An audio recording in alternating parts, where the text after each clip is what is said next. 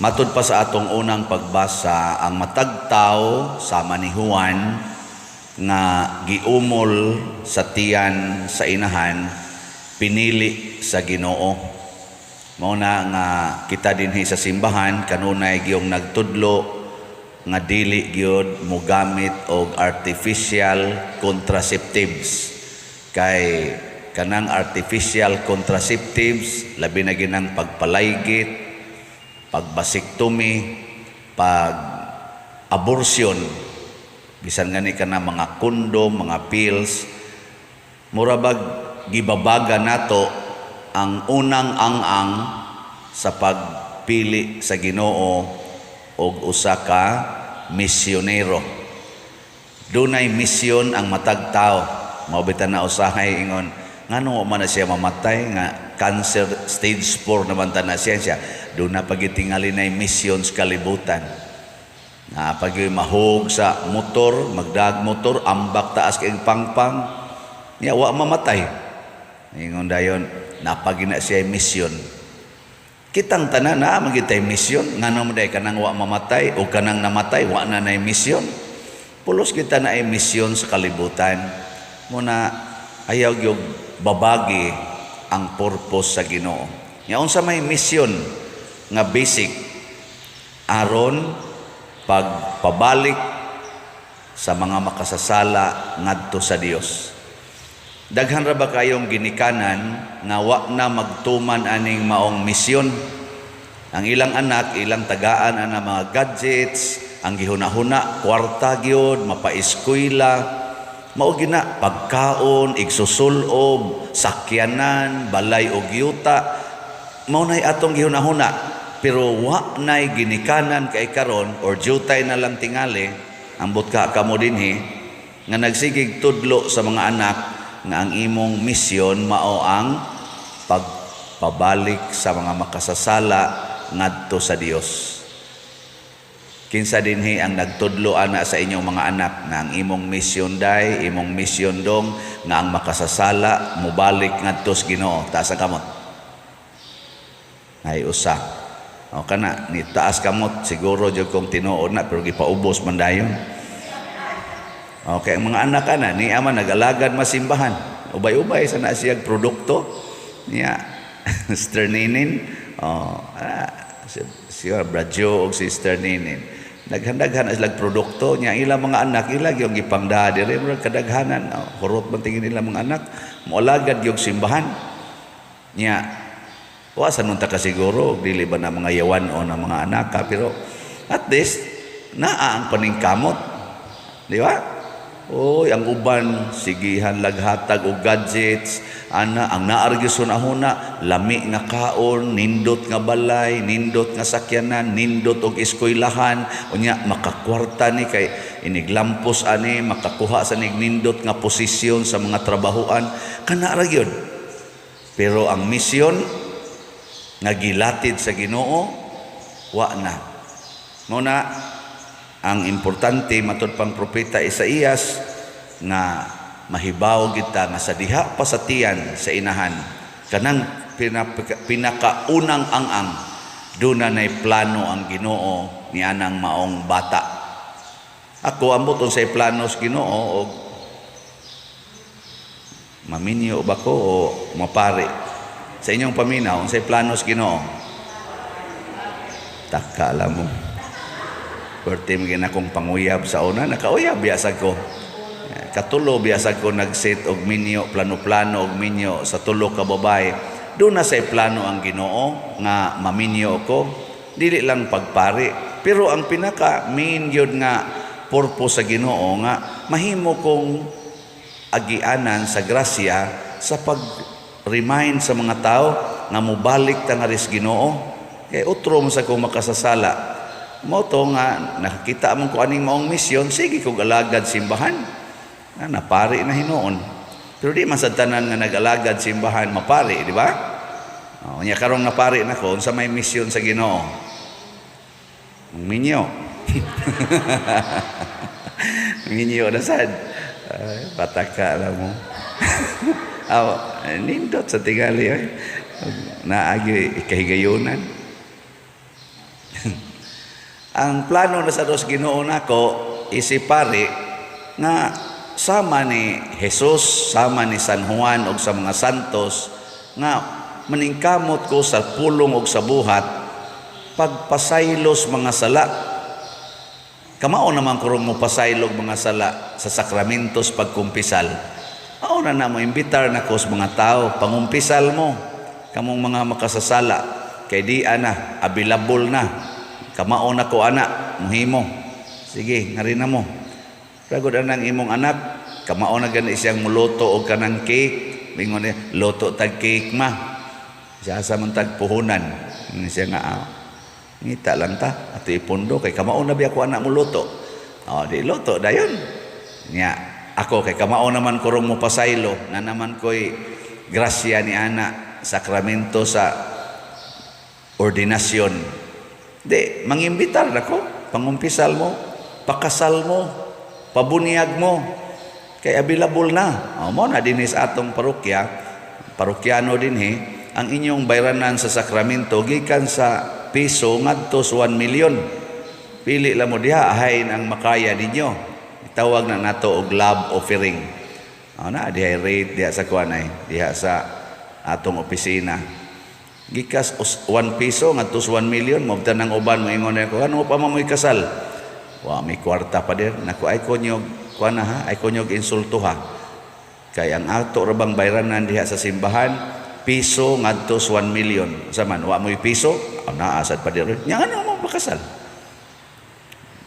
Kinsa may ilang gisunod karon, ang gitudlo sa kalibutan nga ayaw pakasal, ayaw sa nagbunyagi ang bata, di basta di padako ang baboy, ang mga aslunon nga baboy, ang kwarta para ipalit anang mga Buddha, kanang mga sing-sing nga nindot kayo, kanang paso-paso dinhi, nya pangimbitar gyud mo, ana maayo. Kay haron ang mga tao malipay gyud, muramog artista nga kamoy center of attraction niya, make-up ginagmaayo, pag ngadto gyud kas mga maayo gyud kay parlor, may kaayo mo make-up, sumpayan pa ng mga pilok, anhir ba mga tangtang dinhi, usahay. Hasta mga kuko sumpayan, ana tagas na kay kuko, mura na nog mga ungo. Anong tagas na mga dislag kuko, sinumpayan di buangon mong dagko. Nya pilay gasto ana, dagko kay gasto. Nya ang ihatag dito 250. Matod pas istorya wa gabai. Nya wa ko nay kwarta mo nay gipangandaman, mo ka nay gitudlo sa Ginoo, mo ka nay gitudlo namong mga pare, mo ka nay gitudlo sa simbahan nga atong gialagaran o gi simbahan, basig dili. Unya gapuyo-puyo. Nanay mga anak wa gyapon magpakasal. Mao na si San Juan nga magbubunyag, iyan ang gisangyaw, biyai ang inyong mga sala. Biyai. Matod pa diri sa atong tubag sa Salmo, daygon ko ikaw kay gibuhat ako dimo sa paaging katingalahan. Matagusan na to katingalahan yung kay ning atong pagkabuhat. Lingian na imong tupad. Lingian. Nganong nabuhi na. Katigalahan ay. Nganong ingon anak mo na iyang naong. Tanawa ang manok. Ang manok ba kasagaran, puparihag naong. Pero nganong kita, di man ta parihag naong. Katingalahan ay. Mga baboy, iro, puparihag na islag naong. Naman gyud puparihag yun kay, pero kita, wa yun. Katingalahan, sa ito pa dunay purpose, nganong gilahi man yun. Doon na sa specific purpose na pagsinahayan ng naong kay katingalahan kay ta. Awla ba yung katingalahan kamong mga amahan o ginahan. Wa mo matingala na nga igo ra mong ni pasok-pasok dito sa suok kunya paghuman. Wa na burot dayon nya paggawas parihanan nimo porma. Wa mo mahibuong na. Wa may galingan diri. Kisa may gaumol dere. Di ba? Katingalahan eh. Mo na, importante ang matag tao kay gibuhat na sa katingalahang paagi. Nya dunay plano ang Ginoo niini. Diri sa atong ikaduhang pagbasa, gisgutan ni San Pablo nga si David, ang iyang gingharian, nabungkag man to. ni saad ang Ginoo nga naay mo bangon sa imong gingharian ug mao kana si Hesus matud pa niya. Giunsa man pagpabangon ni Hesus nga ang iyang gingharian maoy pinakadako nga gingharian nga dili na gyud malumpag sa mga kaaway ug mao na ni ang atong simbahan, ang mga magtotoo. Di na man kita mabungkag og kaaway kay ngano man bisag patyon naa man gyud mosunod.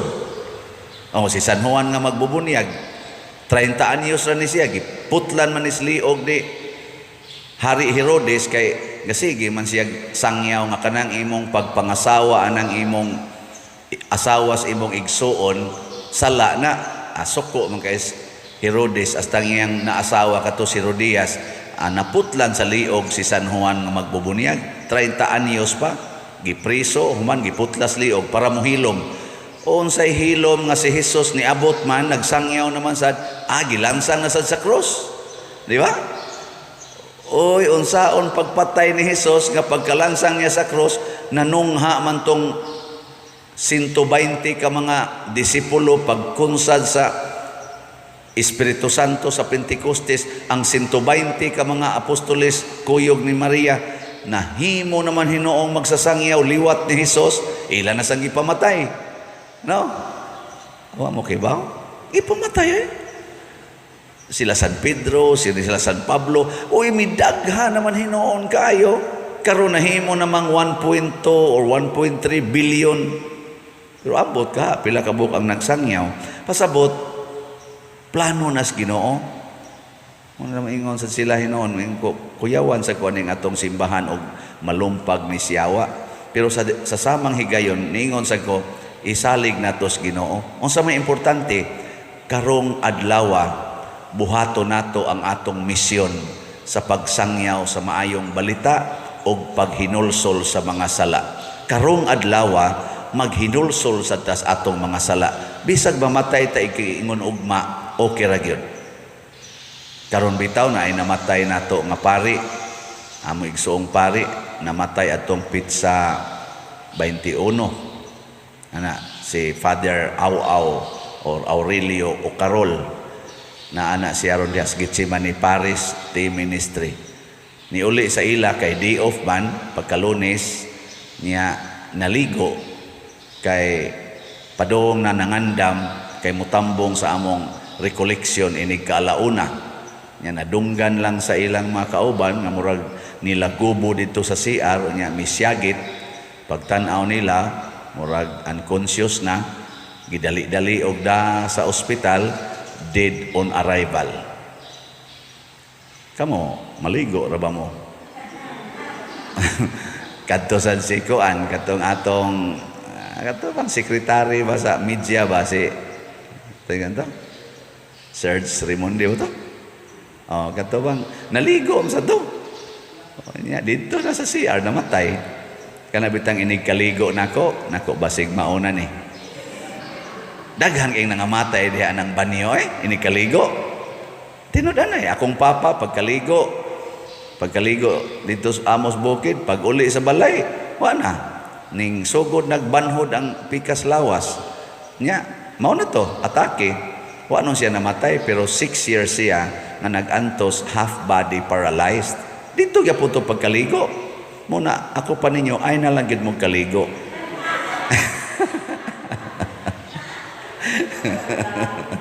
Ay patay ra gyapon bisag di pa maligo. Ako lang pasabot ba mga matay man kita pero ayaw ka balaka. Sila bitaw moingon din na padir ay sagbiya dinhi padir ha ay sa pabalhin kay ang ato mga project padir nako ug mamatay ko ugma magsige pa ko gunahon aning project. Pero mayon tani inyong paspasan og palit aron katuko din ta sa atong project. Samtang ata mamatay, di ba? Ana, basig mo itumong sa Ginoo nga ako gyud makapatukod aning kumbento o kana dihang dagko nga mga ato pa dihang mga proyektos gawas.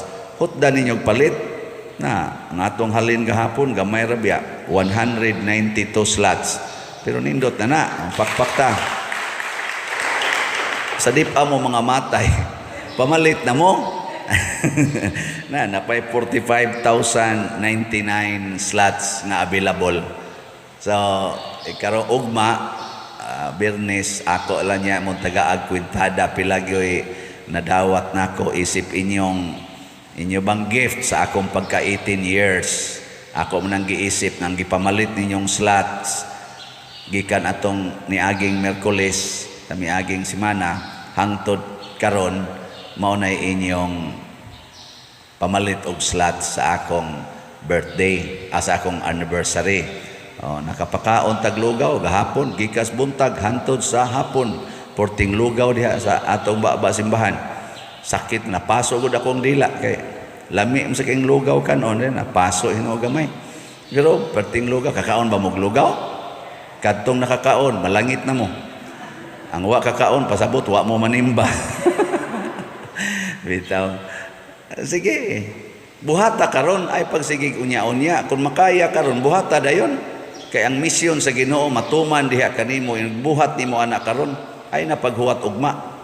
Ug amo na akong gibarugan kay si San Juan nga magbubunyag namatay sayo ka istanan 30 pa edad. Ako gani karon 58 naman mo 59 na gani. Muna dinhi sa atong kuan atong ebanghelyo bisan sa paghatag og ngan sa anak gituman sa mga ginikanan. Bisag naggisulsulan sila nga tagai ani ngana, wa gi sila padala. Karon ang ato mga inahan ug amahan, apil man tingali mo ani, hatag ana mga ngan nga murag di nata kamao. Ambot na nanghid ba na sila sa Ginoo nga mao ni ngan. Pero si San Juan, si Zacarias o si Isabel, ginikanan ni San Juan, gisulsulan sa mga silingan nga mao ni ihingan kay moy uso ngan sa una kanang sundon ang mga ngan sa ginikanan, apuhan, uyuan, mga kaliwatan nga mga sikat-sikat ba nya pare gutong iyang papa sa Levites nga pare mo to nga nganlan unta sa ngan sa iyang papa pero ang papa ug ang mama ingon ayaw Juan angan kay mo na gisultis Ginoo bisan sa paghatag og ngan ang kabubut-on sa Ginoo mo'y atong sundon nga naman kay kadang imong gibuhat makahatag og kaluwasan sa tanan. Amang ang iyang papa. Amang ba? Naamang man to siya. Pagsunod niya sa gustos Ginoo nga Juan angan sa iyang anak, nakasulti siya, na ay healing. Mabutan daghang kay magpahiling dinhi pader hilingi ko pader anak nga naman stage 3 nako mas stage 4 unta ka anak. Sige tag pahiling, healing. Gusto kay tanang healing. Pero kusog kay ta nga mga sinungaling sa Tagalog, no? Gusto kag healing, unya sinungaling. Ang healing di ay is to do the will of God at all times. Kinagamyan o kinadak-an. Mabita ng panghilabtang ginanako bisag kada inyong pagkiskis anang kilay, kanang pagpakulors buhok. Kay basig na supak na sa gustos Ginoo. Basig ang gustos Ginoo karon ang imong buhok puti ang color. Kay giuban na ka kay tiwasono na sad ka nya imog yung paito mo na aron ilad-ilaron nga mura kag batan-on nga maglisod naman yung kag tikang anang hagdanan nga diretso tagsa-tagsa naman ay lag ilad-ilara do the will of God and there is healing, there is fulfillment of God's will nya anha diya mosod ang God's power. Pero og magkuan ta supak-supak ta, yawan on ta yawan on. Na nga nakaingon ang mga tao diri unsa kay kaugmaon aning bataa nga mura magpurti magininyang daghana gahom, mao pa gani pagkatao daghana gahom, dili man si San Juan ang daghang gahom, ang Ginoo mo'y gamhanan. Matod pa ni sa ikaduhang pagbasa niingon si San Juan, nagtuo mo ako'y Ginoo? Dili di man gani ko takos nga mobadbad sa higot siyang sandalyas, pero nagtuman lang ko sa sugos Ginoo. Mao nang nahimo kong gamhanan. Mao sa dinhi, padel giunsa man nimo nga daghan man kay dining kausaban nindot man kayo. Nako, nagtuo day mo ako ani. Kanang mga nang donate nga tuwa lain-laing nasod. Congratulations kamong mga nag-donate, mga online parishioners og taga dinhi. Ako day hinungdan ana, ang Ginoo nga nagsugo nako nga pamaligyag slot maoy hinungdan ana. Nya kanang wa maminaw, mao na sila impierno honon. Ang naminaw og mituman, malangit dayon. Sama ninyo, no? Duko-duko ra ba dayon? Kanang okay raman, tuman mo nga musimba. Na importante ang pagtuman sa kabubuton sa Ginoo bisan sa paghatag og ngan, ha? Hinungdom may gina ang paghatag og ngan, kabubuton din sa Ginoo. Bisan gani ang pag-umol sa bata sud sa tiyan, kabubuton na nas Ginoo. Ayaw na ginagbabagi, pinaagi sa mga panagang kuno, artificial contraceptives o mga abortions. Ayaw, kay nananay plano ang Ginoo ana. Bisag ika-15 pa na nimong anak, na ay plano ang Ginoo ana. Ikaw niya pa sa may ipakaon, ayaw pakana, na ay plano ang Ginoo ana.